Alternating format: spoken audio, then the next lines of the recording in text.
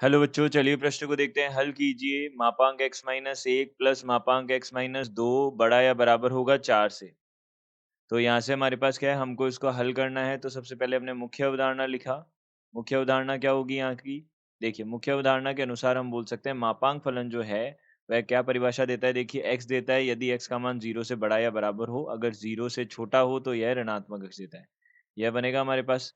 तो अब देखिए, इसको हम हल कर लेते हैं। देखिए, तो यहाँ पे क्या है, मापांक x माइनस एक है और प्लस मापांक x माइनस दो है, यह बड़ा या बराबर होगा 4 से। तो इस स्थिति में हम क्या करते हैं, देखिए सबसे पहले हम एक संख्या रेखा प्रदर्शित कर लेते हैं। यहाँ पे हमारे पास दोनों हमारे पास में रैखिक पद हैं, उनको हम 0 के बराबर कर लेते हैं। तो 0 के बराबर करने पर हमारे पास क्या बनेगा? देखिए, यहाँ तो आ जाएगा 1 और यहाँ आ जाएगा 2। यह बन गया। अब हमने 3 यहाँ पे भाग बना दिए। सबसे पहला भाग हमारे पास होगा जिसमें हम क्या लेंगे, भाग प्रथम, जिसमें हम क्या लेंगे, 2 से x का मान 2 से बड़ा लेंगे। तो x का मान 2 से बड़ा या 2 के बराबर लेंगे। तो इस स्थिति में क्या होगा, हमारे पास x माइनस एक धनात्मक राशि देगा, x माइनस दो भी धनात्मक राशि देगा। तो यहाँ पे उनके मापांक भी क्या देंगे हमको, वो की वही परिभाषा दे देंगे, यानी कि x माइनस एक प्लस एक्स माइनस दो बड़ा या बराबर हो जाएगा 4 से। इसको हल किया हमने, तो 2x माइनस तीन बड़ा या बराबर हो जाएगा 4 से। तो यहाँ से हमने बोल दिया 2x बड़ा या बराबर हो जाएगा 4 और 3 7 से। यहाँ से x बड़ा या बराबर हो जाएगा 7/2 से।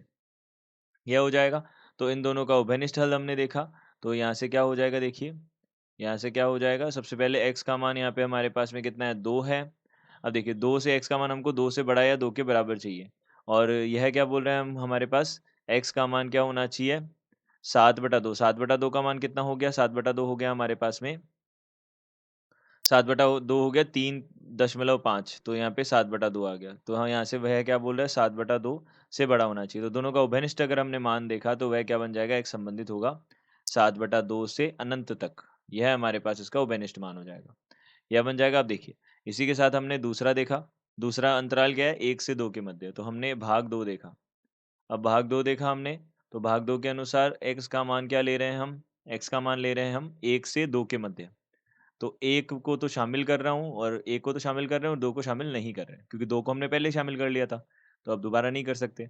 तो 1 से 2 के मध्य अब यहाँ पे क्या हो जाएगा, x माइनस 2 जो है यह तो ऋणात्मक होगा और x माइनस 1 है धनात्मक होगा। तो x माइनस 2 अगर ऋणात्मक है तो इसकी परिभाषा भी क्या आएगी, मानने से गुणा होके आएगी। तो देखिए x माइनस 1 प्लस, अब यहाँ पे कितना हो जाएगा, देखिए माइनस हो जाएगा यहाँ पे माइनस x, और यहाँ से कितना हो जाएगा, प्लस 2 हो जाएगा, और यह बड़ा या बराबर हो जाएगा 4 से, यह हमारे पास हो जाएगा। तो अब हमने क्या किया, इसको काट दिया। तो यहाँ से कितना हो जाएगा, +1 बड़ा या बराबर हो जाएगा 4 से। तो यह तो असत्य है, यह तो असत्य है। इसका मतलब इस अंतराल में इसको कोई भी मान नहीं मिलेगा। तो हम बोल सकते हैं x संबंधित होगा रिक्त समुच्चय फाई से। यहाँ इस अंतराल में कोई भी मान नहीं मिलेगा, रिक्त समुच्चय। यह हो जाएगा। अब देखिए, इसके बाद में हमारे पास भाग आता है 3। तो भाग 3 के अनुसार हम क्या बोल सकते हैं, भाग 3, यहाँ से भाग 3 के अनुसार यहाँ पे x का मान यदि क्या हो जाए, 1 से कम हो जाए। तो x का मान यदि 1 से कम हो जाए, तो 1 से कम हो जाए तब क्या होगा? देखिए, यहाँ से हमने मापांक में रखा तो दोनों ही ऋणात्मक हो जाएँगे, तो -x प्लस 1 हो जाएगा और यहाँ पे -x प्लस 2 हो जाएगा। -x प्लस 2 हो जाएगा, ये छोटा या बराबर हो जाएगा, बड़ा या बराबर हो जाएगा 4 से। तो यह बड़ा या बराबर हो जाएगा 4 से। इसको हमने हल किया, तो यहाँ से माइनस का 2x और प्लस का 3 बड़ा या बराबर हो जाएगा 4 से।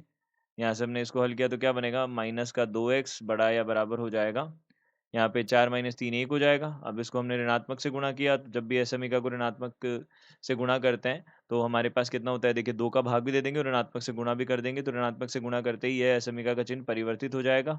तो यहाँ से माइनस आधा हो जाएगा ये। तो x छोटा या बराबर हो जाएगा -1/2 से। अब देखिए, यहाँ से हमने देखा दोनों का उभयनिष्ठ हल। तो दोनों का उभयनिष्ठ हल हमारे पास क्या बनेगा? एक तो बोल रहा है यहाँ पे, जो एक तो है वह बोल रहा है कि x का मान क्या होना चाहिए, 1 से कम होना चाहिए। तो x का मान 1 से कम है तभी तो यह है, हमने भाग लिया है। तो x का मान 1 से कम है और यह बोल रहा है x का मान 1/2 से -1/2 से कम होना चाहिए। तो उभयनिष्ठ मान तो यही बनेगा। तो यहाँ से हम बोल सकते हैं x संबंधित है माइनस अनंत से -1/2, यहाँ पे खुले अंतराल में। यह हो जाएगा हमारे पास। अब देखिए, यहाँ पे तो 2 पे 1/2 पे बंद अंतराल है, तो यहाँ पे हमको बंद अंतराल लेना पड़ेगा। तो यह हो जाएगा।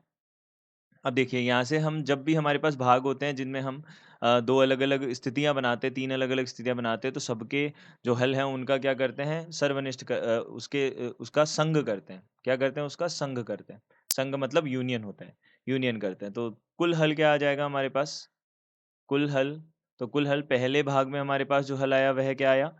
7/2 से अनंत आया, 7/2 से अनंत। अब देखिए यहाँ पे 7/2 से अनंत और यहाँ पे क्या आएगा? बंद अंतराल आएगा। तो देखिए यहाँ से हमारे पास कितना रहेगा? बंद अंतराल रहेगा।